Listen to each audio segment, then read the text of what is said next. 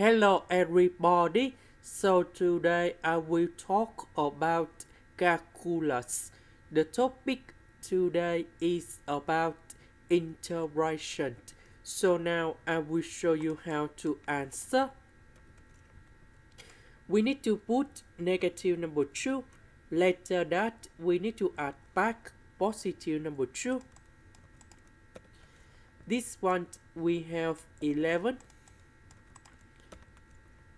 S minus number 2 divided by S minus number 2, we have number 1.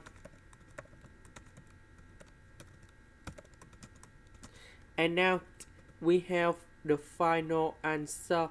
The integration of number 1, we have S. The integration of this one, we have 11 ln of the absolute value of S minus number 2. And then I will put about C. This is the end. Thank you for watching.